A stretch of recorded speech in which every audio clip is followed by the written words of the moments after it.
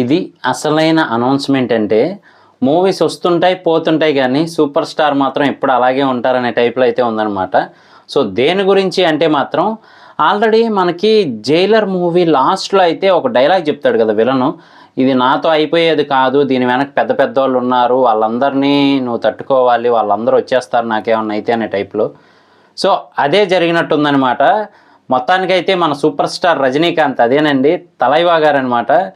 మొత్తానికి ఒక పెద్ద మాఫియానే ఎదుర్కోబోతున్నారు, ఇంకెక్కడో కాదు గోవాలో అని చెప్పి అయితే మనకు చూపించారు.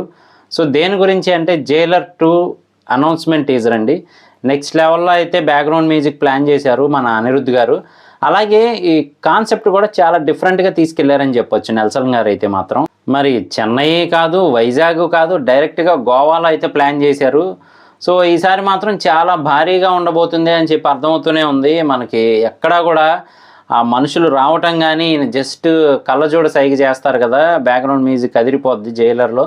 సో జైలర్ 2లో కూడా అలాగే ప్లాన్ చేశారు. ఆయన సైగ చేయగానే డైరెక్ట్గా రాకెట్ లాంచర్లాగా వచ్చి అయితే ఎదురుగా ఉన్న విలన్స్ని వాళ్ళని చిత్తుగా చేసేస్తున్నాయి అనమాట. సో మొత్తానికైతే మాత్రం ఒకవైపు అనిరుద్ధ్ గారు, ఇంకొక వైపు నెల్సన్ గారు కలిసి మన తలైవా గారికి ఎంట్రీ ఇచ్చేలా చేయడం అనేది మాత్రం నెక్స్ట్ లెవెల్ అని చెప్పచ్చు. సో మరి కేవలం ఈయన్ని మాత్రమే చూపించారు, ఇంకా మోహన్ లాల్ గారు, అలాగే ఇంకొక వైపు మన తెలిసిందే కదండి రాజ్ కుమార్ గారి తనయుడు, అదేనండి పునీత్ రాజ్ కుమార్ గారి అన్నయ్య.